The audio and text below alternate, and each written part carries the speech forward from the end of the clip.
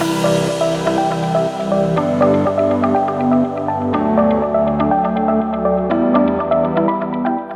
to the Front Seat Life podcast. This is Jessica Butts, your host and CEO and creator of Front Seat Life, where I help you be unapologetically who you are in your life, love, and business.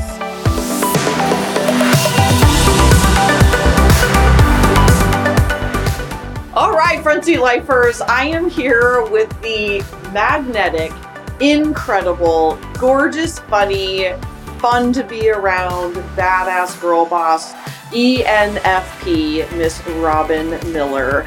She came all the way to my home. She just recently built a new home quite a ways from here. And so thank you for being here. You're welcome. Okay.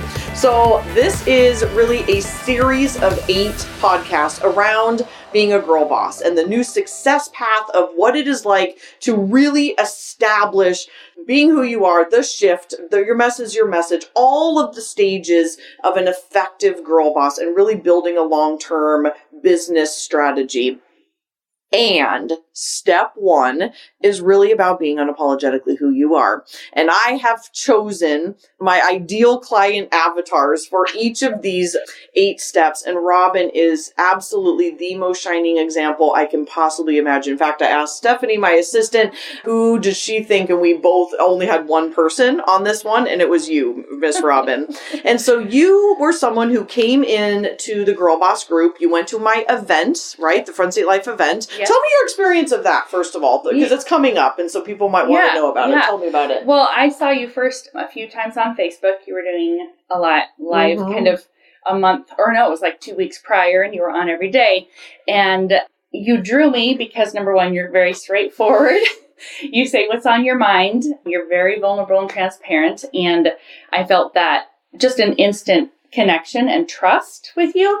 And so watching that, I made the decision to go, and it changed my life. Like, I'm going to cry from the beginning. Good. Shit.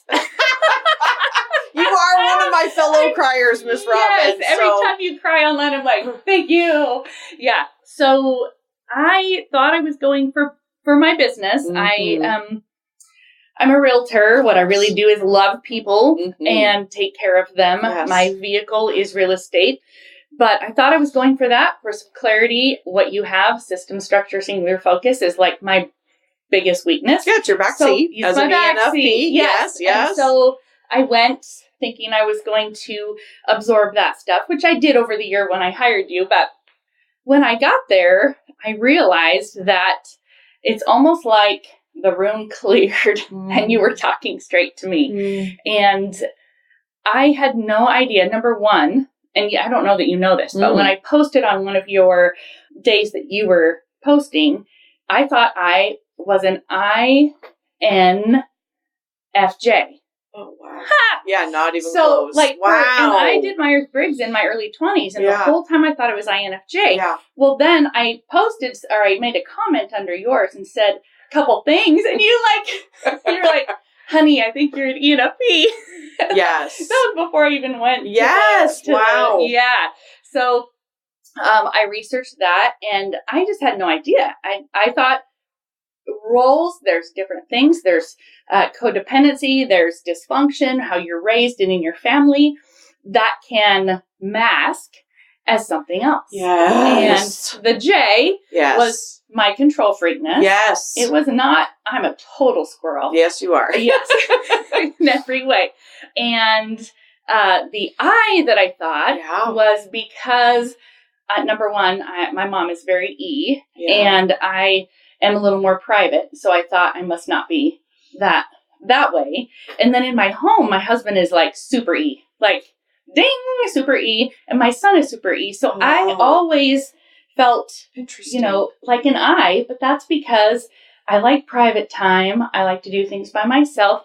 And watching you do that all the time, I'm like, oh, that's totally normal. Yeah. You can be a super E or, total extrovert and need time to yourself. Yeah. But I had no idea. And I constantly have done multiple things in my life. So I would start an idea, I create something, I get like 50 people doing it, and then all of a sudden I was done. and I'm like, on to the next idea. I've always been that kind of a person with jobs, all of that. And I had many people over my life kind of refer to me almost as, I don't want to say a flake, but you're so into something and then you just get into something else. And so I felt like, wow, I just really can't hold a job past 2 years. That's how I felt. Yeah. But I needed challenge. I needed independence. It's the end. I'm a total entrepreneur. Yes. I do not like being told what to do. If someone tells me what to do, I just want to flip them off and, do less. But if I'm pushing myself, I will go way further than anyone could ever push me. So there's so many things I want to say about this. And what is so fascinating to me, and I'm guessing the listeners are probably thinking this as well,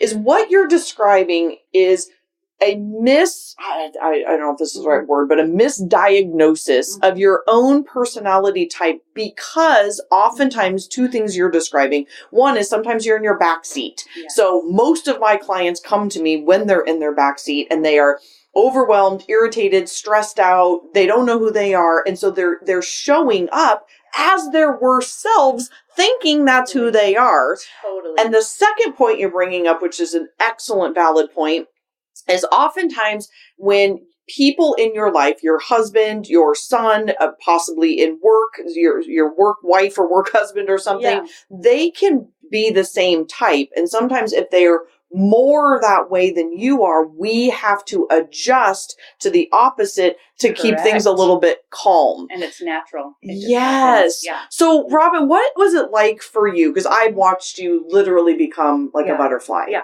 You have completely transformed. Yeah. And what was it like for the last probably 2 years, I think, since I met you, right? Yep. So 2 years almost.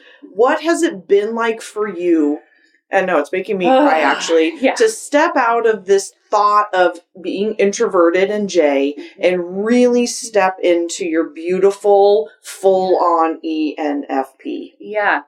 Well, you talk often about the muggle world versus, entrepreneurs and ends often. Yes. And when I first heard that, I realized it's just like, many times over that weekend, it's almost like blinders came off my eyes and I saw things for what they really were. And I think it's because you're so direct that, and to the point, I mean, I'm a squirrel. So if I hear too many words, sometimes I'm like, oh, ding, ding, ding. That's pretty. And you're very sharp, you know your shit. And so I need that. And I realized that I completely, I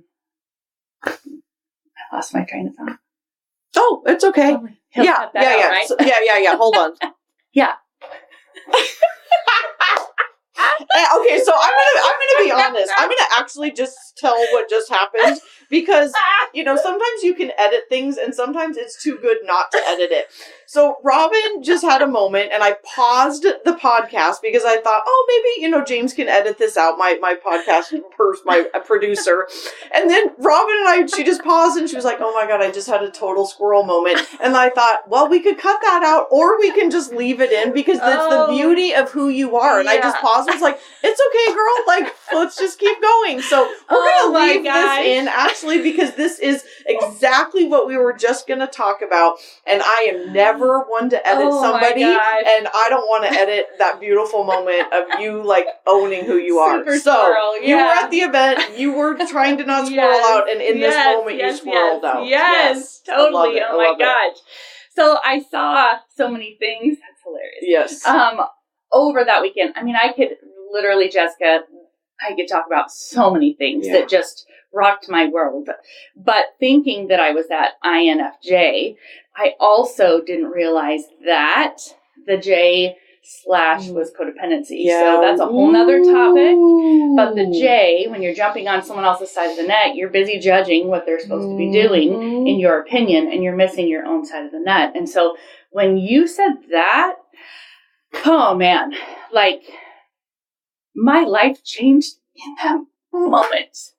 It changed. Wow. Because for the first time, I actually saw myself and realized that I spent most of my life in my back seat. Yeah. I mean, to be honest. Yeah.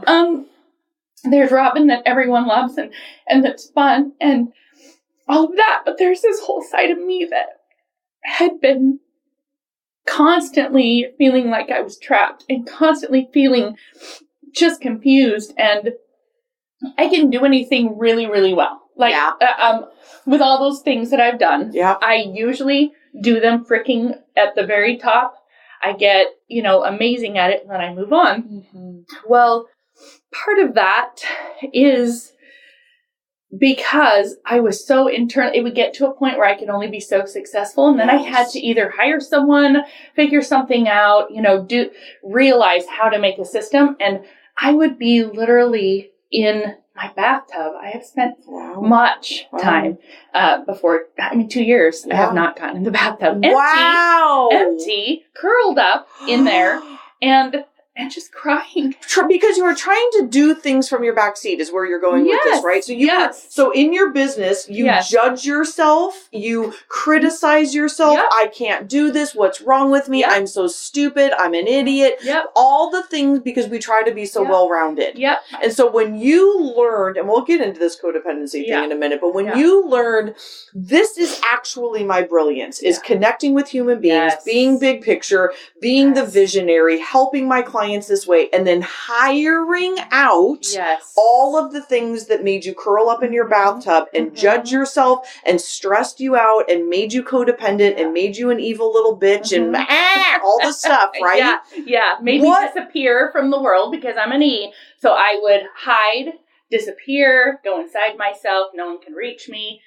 Okay, so how has that changed for you in 2 years? Well, you haven't been in the bathtub for 2 years. No, so I have not. I'm thrilled to hear that. But how else has this changed things? It's amazing. So, right before I came to you, I'd say the year kind of prior, I felt, I'm a firm believer in God, and I know there's a force working in our life, whether we flow with it or whether we fight it because of our own issues. And God brought me Lori, and right before you, and I knew she was a perfect match for me. And she's all the things that I'm not.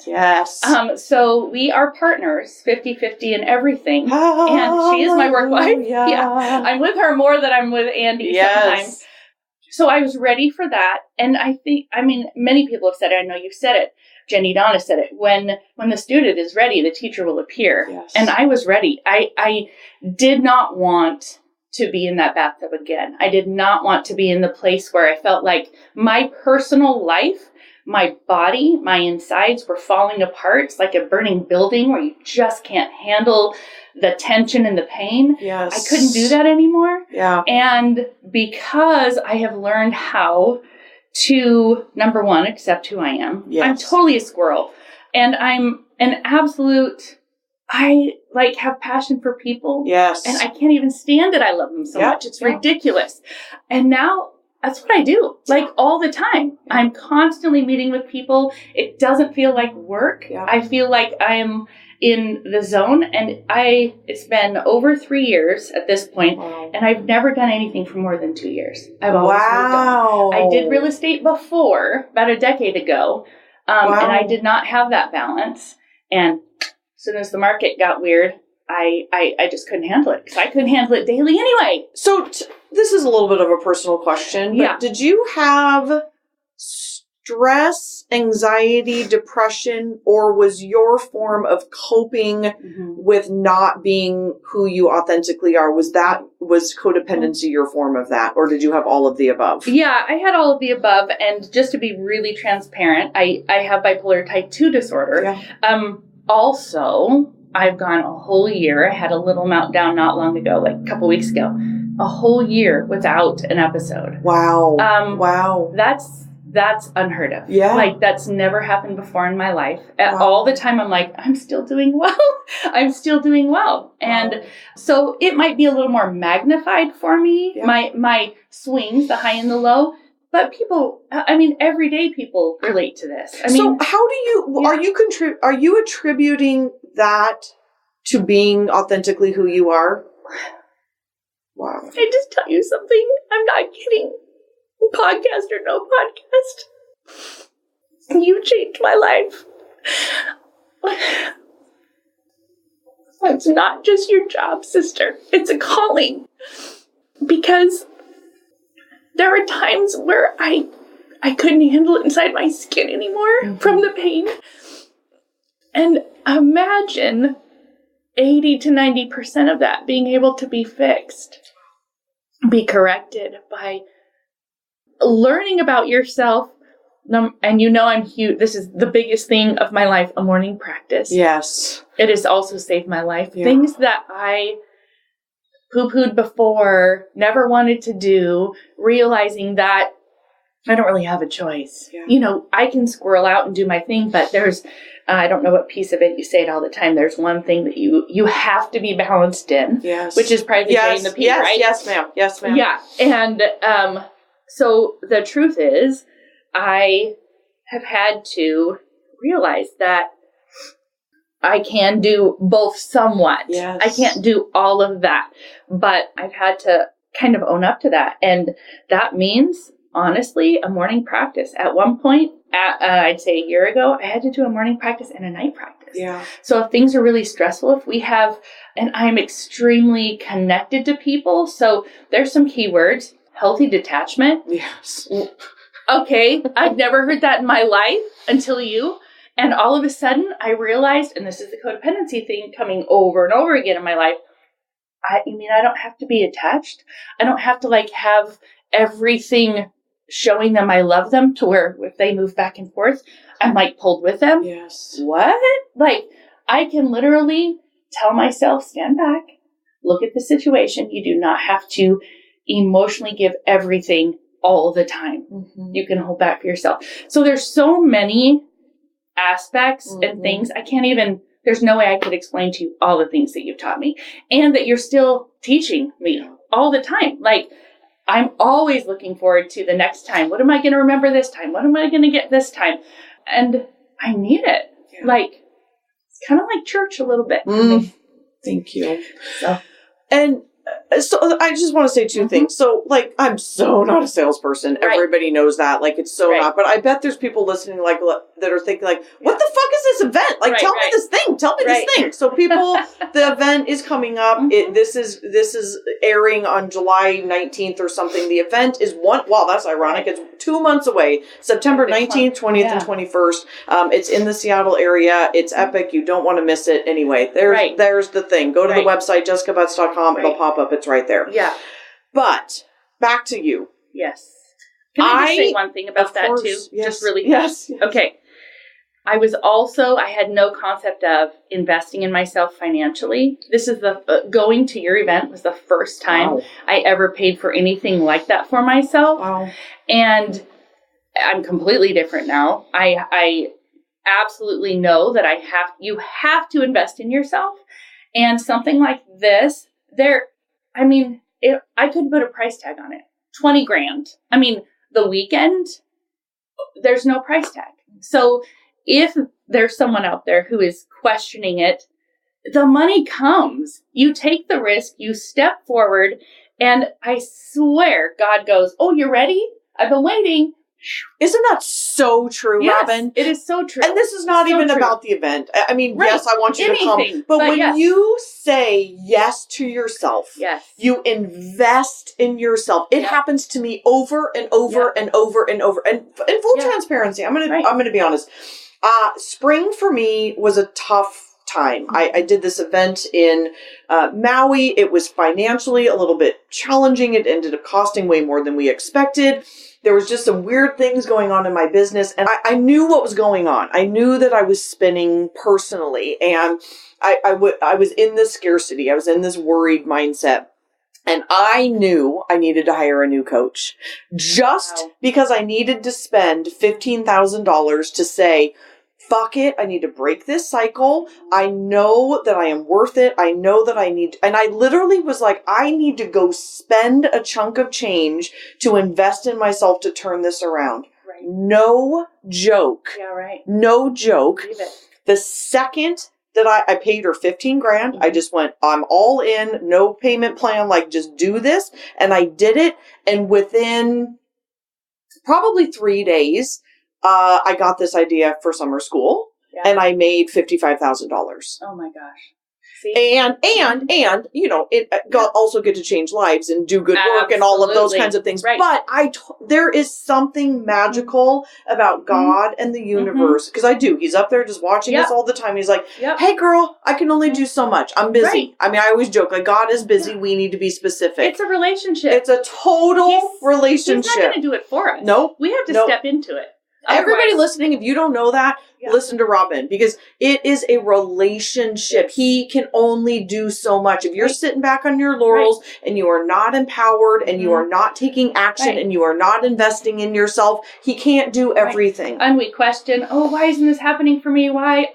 I pray or I ask and blah, blah, blah. Get up. You got to do something. You have to walk forward. If you don't, you can't have it done for you. No. And when is the time? Mm-hmm. When is the time? I'm so aware of that. I just turned 46. My birthday was on Sunday. How old are you? I'm 48. Oh, we're so fabulous.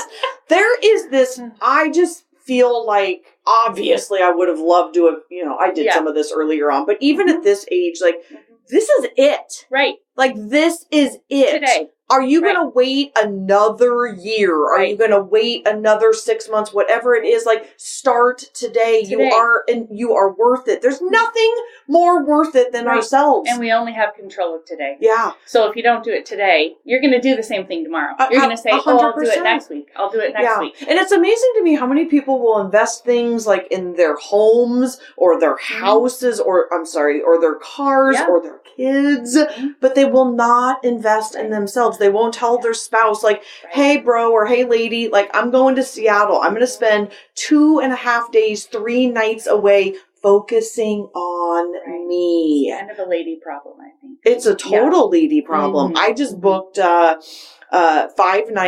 nights at Seabrook because I was like, I need a solo trip. I need to get reconnected. And, I thought, should I invite somebody? I was like, no offense, friends, but no, I don't really want anyone to go. And so even if you do come to Seattle, I don't know. I think there's something about, like, get your own room. Right. Like, take yourself out to dinner. Go have a martini. Like, I don't know. But I agree. I so agree with this. So thank you for saying that. Yeah. All right, everybody, can I get a drum roll, please? Ladies, are you an entrepreneur that is overwhelmed? You need to get out of one-to-one and hours for dollars. Has your messaging become boring or vanilla? Do you need to build a team? Do you need to have a more clear message to start up-leveling your game and attracting the right clients? Let's get honest. Do you need to get your shit together with your systems and your structure? Do you need to go from a solopreneur to an entrepreneur and hire a team and have help? Do you need to boss up? Do you need to quit treating your business like a hobby, for gosh sakes?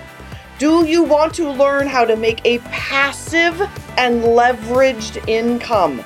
And quite honestly, who wouldn't want this? But would you like to make more money and work less? If the answer to any of those was hell yes, then you need to get your butt to the once a year Front Seat Life event. It is streamlined, up-leveled, less hoopla, more connection, and it is in the gorgeous downtown Seattle in beautiful September here in Seattle at the Sheraton Grand, September 19th, 20th, and 21st.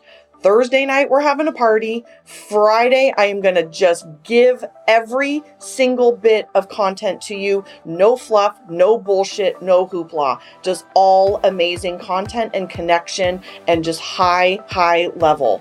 And then Saturday, we will meet for a half a day. You get to connect with high-level entrepreneurs. You get to be where the action is at. So you might meet somebody in that room that is going to change your life. Get your butt there. Tickets are ridiculously inexpensive. Grab a friend, get yourself here. The room rates are fantastic. You are not going to regret this. I know what you're thinking. I may not be qualified. I don't need this.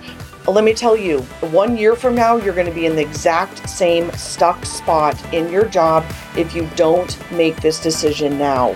It is affordable. It's enough days for you to get away. Tell your spouse, tell whoever's in your life, I am going to go do this for myself so that I can finally start taking my business seriously. That's it, friends. Get yourself there. The link to come join us in Seattle is in the show notes, or go over to jessicabutts.com. A pop-up will pop up. It will be the simplest thing you've ever done. There's no digging. You don't have to find it. Go to jessicabutts.com, get yourself enrolled. And I cannot wait to hug you and see you and talk directly to you. It's a small, intimate group, and we will be able to connect, and it will be the best decision you've made in your business in a very, very, very long time, or ever. See you there.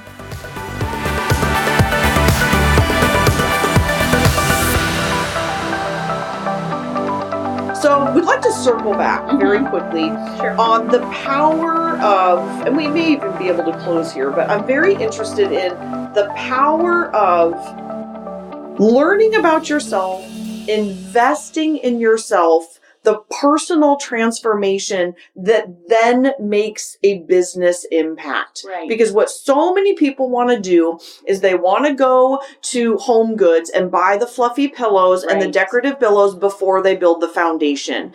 And as business owners, we cannot go put the fluffy pillows in the house if there's no fucking house. Right. We have to build the foundation, and we are our businesses. And we're the foundation. Yes. If you're in business for yourself, you're the foundation. We are it. So if I'm up above building all these different things that I was doing, if I wasn't solid, I could only stand it so long. Yeah. And I would break. Yes. So I had to do that. And so for you, it's been the morning practice. It's learning your personality type. It's setting boundaries. It's learning about healthy detachment. It's, for me, it's total solo trips, those kinds of things. But it's so critical. And it's also a little, breaks my heart a little bit when I see people spinning and spinning and spinning and spinning, buying all the pillows, buying all the pillows, buying all the pillows, and they're not working on their foundation. Right. So tell me how this foundational work has affected your business. Because I did just hear you say, this is the longest time you've ever stuck with something. Yes. So that in and of itself is huge. It's huge. And you built a new house. Like, there's a lot going on. Oh, so, my gosh. Yeah, so tell me about I'm not kidding. There's so many things I can say. Like, that has changed just from, I'm serious. 2 years. Having just my business coach. 2 Unbelievable. years. Yes, 2 years. And it happened right away. I think I was so, and it's my personality. I tend to be all or nothing, mostly all. Yeah. And so when I make a decision, I'm all in, and I was just ready. And so I did it all, like, just full on. But I'm going to squirrel again. Look at that. Twice. Say it one more time. And OMG. Say it again.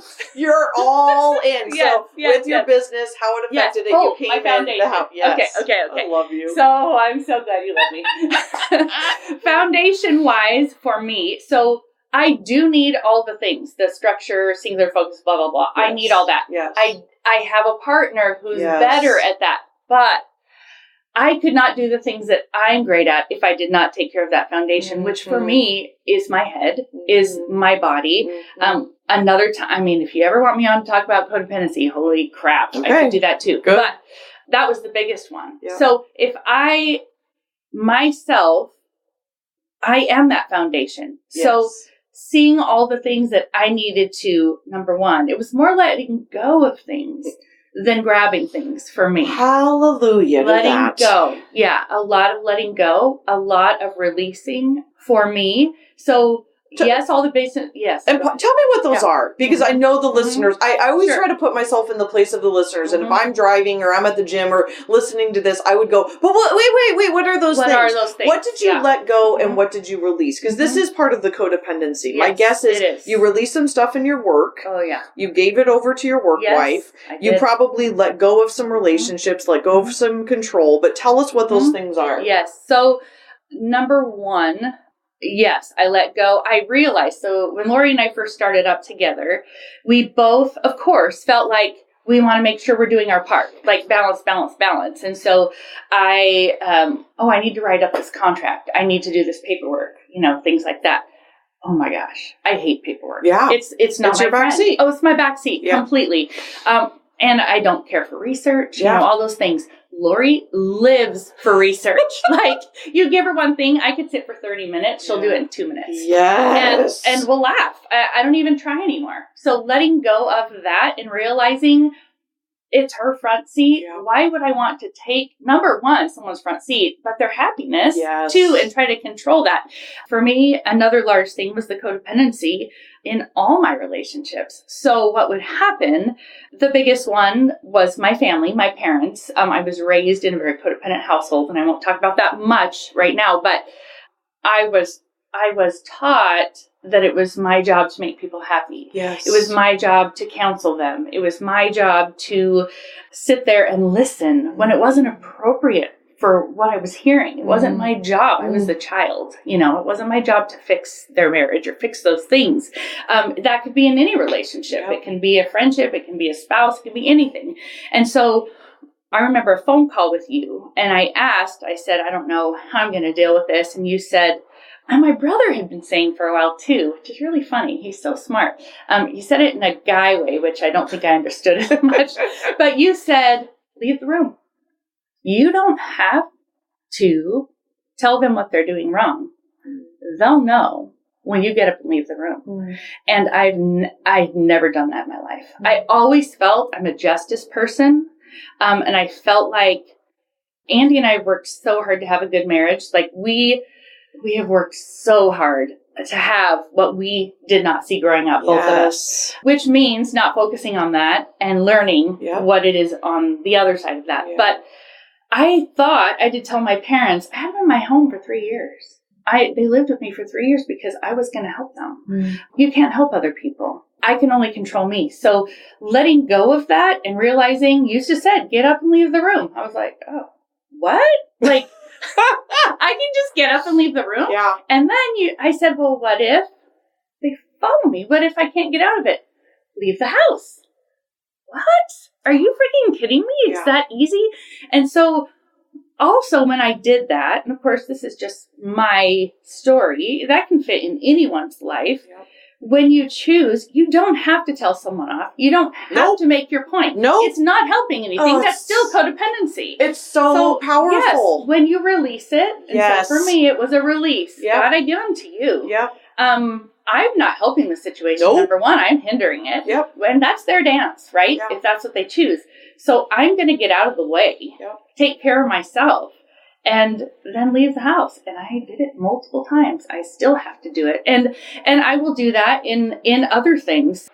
So the best way I can describe it before, if something happened where I felt like I had to help someone or a situation, anything, a contract that's going bad, anything, I felt that I had to make the people okay. Yeah. So, which partially is my strength, right? And usually I think with codependency, it starts with a strength, but we take it to the other side of the net, and then it becomes detrimental to you and to them. But I would think that I had to get in there, and I would get so worked up so fast.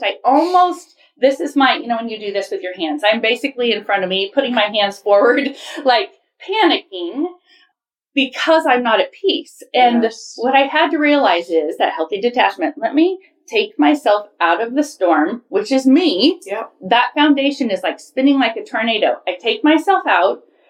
For the first time, I can actually see the storm, kind of dissect it, and go, what's the best scenario for this? Instead of not even thinking. Yep. There's no thought process involved. It's all emotion. You're inside it, and you're just getting, like Dorothy and the Wizard of Oz, you're getting smashed everywhere. Your house is gone. You don't know where you're going.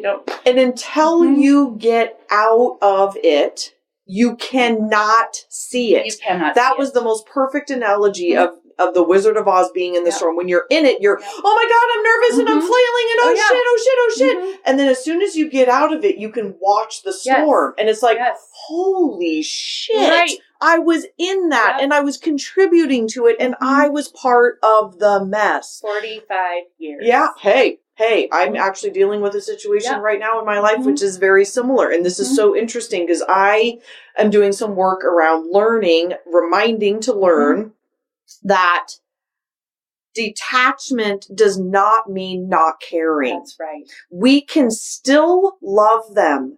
We can still be in relationship with them, but I am going to choose to get off of this roller coaster, or I'm going to choose to get out of this hurricane, because we're also contributing to that unhealthiness. Yeah, I was going to say, in fact, you're loving them more. Yeah, by not contributing. We're totally getting off on another topic, but it's so awesome because so many people struggle with this. But it does correlate to business. You can't do your business to the best of your ability. You can't go further if you're stuck in a storm. Okay, so Robin, let's have this conversation, because I think, I know that I'm going through something similar right now, and as I'm releasing this unhealthy situation that I'm in, as I release it, the clarity on how much goddamn energy I was spending I did not even realize. No. I didn't even realize how much of my precious energy, and everybody's energy, everybody's time and energy is precious. Right. How much time and energy I was spending worried about being in that tornado until I got out of it. And then I was like, oh my Lord. Yeah. Oh my Lord. Right. I have so much more time and energy. I'm more peaceful. I'm more calm. And actually, it's better for both of us. Right. Did you not experience the same feeling? Absolutely. Yeah. Absolutely. Yep. I had a conversation and I waited until I had to. I did the leaving the room. Yes. I exited. I did all that. Yep. And then when it came to number one, I had to be in a good place. I couldn't hold grudges. I couldn't hold any of that anymore. I let it go. And when you do, you can see that person fully with love, but it doesn't mean you have to engage in that. And so eventually I had to have a short conversation, and it wasn't, I'm a victim, because guess what? We're really not victims as adults. Nope. We're not. We can walk away. It's amazing. Yeah. We don't have to be victims. Nope. So which I did, just say, I love you very much, but I can't do this anymore. Yeah. Because number one, it's not helping me in any of my other relationships that are very important. And even to that person, they wanted me to have good relationships. And the weird thing is, I swear deep down, there's this knowing. Yeah. And when life comes and we pack crap on top of it, but sometimes when someone says it, it's almost like you knew it the whole time. It was in there. It was inside your core, and you knew it the whole time, but you denied it. You denied yourself. Totally. Yeah. And so when that happened, and the person said, I love you. I am so sorry it was a good scenario. It doesn't always happen this way, right? I love you. I have been doing this your whole life. Oh, which wow. I didn't even ask for them to say. Wow. And I want you to know I'm going to do my best to stop doing this. And maybe there's been one time where a life-changing. That's 2 years. Isn't that incredible? 2 years, and that is a testament to how much we are contributing without even realizing it. And I am so hyper aware of this at 46 right now about stepping away from the roller coaster or the tornado with love. Yes, with love. With love. And it doesn't mean it's not a caring. It doesn't mean it's indifference. It doesn't mean any of that. You know what it is for me is it's self-preservation. It is. And it's actually, I think, self-preservation for the other person too. Because when you are in that sort of spinning and codependent and unhealthy spin, it's so detrimental, but you don't even realize it until you step away. You don't. You have to get out of this tornado, as I say. Yeah. And then you can look in and it blows your mind. Yeah. And I think that where we started this, and I love that we went down this rabbit hole a little bit, I do love it, is that we were talking about releasing. Yes. And I believe wholeheartedly that one of the main things that you said so eloquently a few minutes ago is that this is not about adding in new stuff. It's about releasing stuff. The wrong stuff. Yes. And I have coached on this for a really long time, this idea of a cylinder. And our bodies are a cylinder. And what we do, I think, in America is we choose to put in more stuff without releasing stuff. Right. We just keep adding more chores, more business, more things, more responsibilities, more I got to do this, more friends, I got to go here, we got to do this and this and this and this and this, and we forget to release things. Yeah. And so to kind of wrap this up, to go back to what you were saying of when you can figure out who you are, you accept your personality type, you realize your codependent nature, these are the things that you are then allowed to release. Yes. And you may not even fill it with new stuff. Because right now, what I'm filling mine with is peacefulness. Right. I am filling it with nothing. Right. I am filling it with sitting and reading a book. Right. Or going to Seabrook, Washington for 3 days with no plans. Right. Or meditation or just walking. Like this, I'm reading a book right now and I want to plug the hell out of it because it's like mind blowing. It's Do Less by Kate Northup.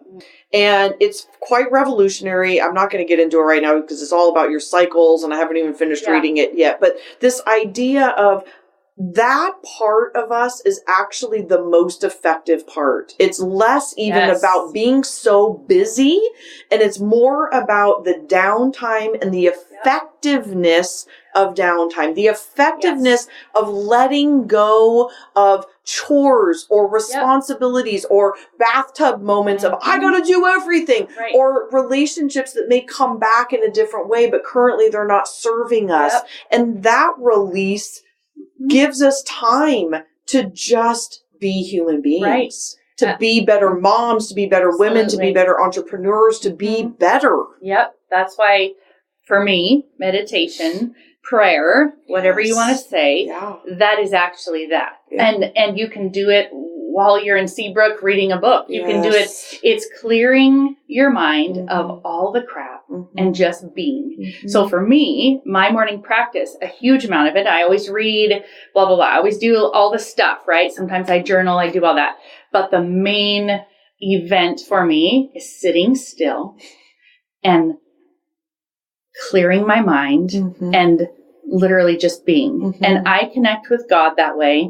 Jen Sincere, I think is her name, says something about raise your vibration to who you want to tune into. And if I want to tune into the higher power, God, I mean, it is a different vibration altogether.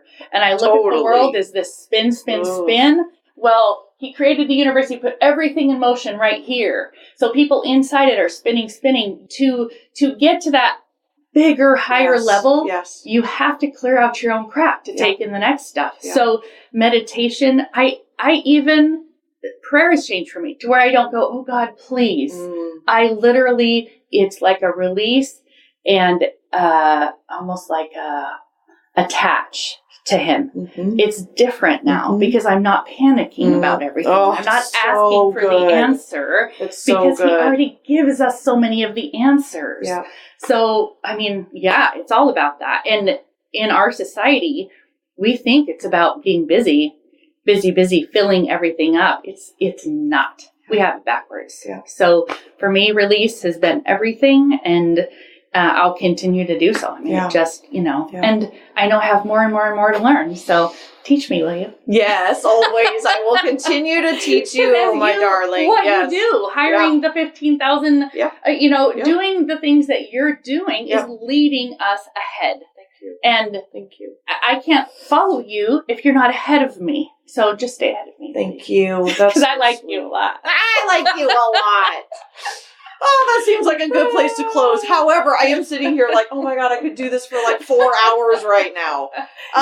Robin, thank you. I think you, again, this is exactly why I wanted to have you on, because you are a true, beautiful, incredible testament of someone who, again, and I will say this too, and I just said this on another podcast, to stay committed. Yeah. And that is a big part of this, is you were ready. Yep. You were open. Totally. But you also stayed committed. Because what happens is this shit is uncomfortable. So uncomfortable. I mean, you get to a certain point and you're like, I'm done. Yeah. This is resistance. I don't want to do this. This is too painful. No, thank you. No, thank you. Resistance all the time. All the time. The time. Because I don't live in the big old vortex of it. I can identify and go, oh, I'm having resistance. How about I do that first thing in the morning so it's done? Yep. So I'm over myself. Yep. You know? And that is a commitment to yourself. It's a commitment to Andy. It's a commitment to your children. It's a commitment to your work. And of course, mostly just a commitment to yourself. That this life we have on this earth, I believe wholeheartedly, is a huge part of how can we become the best versions of ourselves. And the things that you're describing, I think those three things actually are probably the three main things. And that's why I wanted to start here, is understanding who you are and how God designed you, by the way. Like, God designed us with our personality type. And nothing wrong with me. And so, And so why not just own it and like highlight it as much as possible? That getting still, releasing in morning practice, let go, let God, and then the codependency piece. And those three things are, I believe, the foundation of this house. And then you can go buy some pillows. But we gotta put those pillars in place, and you have done a beautiful job. Thank you for being here. Oh gosh, thank you for having me. It's awesome. It's so fun. I love it.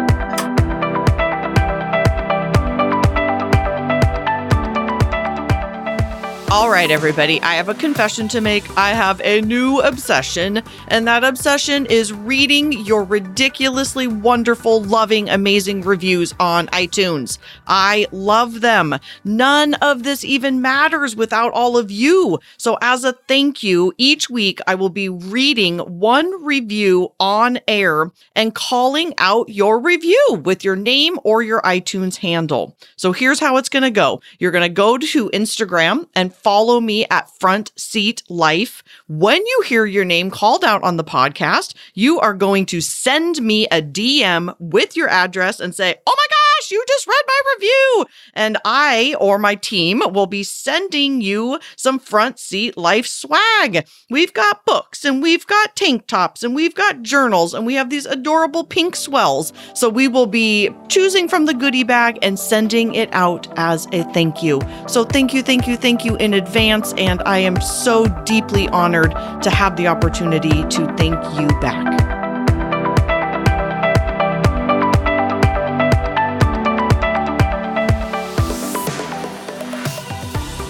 Today's review comes from a super cute name on iTunes, and it is VonBug41. And this person writes a 5-star review and says, "Holy crap! I read the book and loved it, but never realized there was a podcast. I'm so effing happy to have found it. Things make my ENFJ world rattle now make perfect sense. I'm not crazy. I'm not as weird as I thought. Thank you for this amazing content, Jessica, and also love Jesus and cuss a little. Okay, a lot. Thanks for being so real." Thank you, Fawnbug, for the amazing review.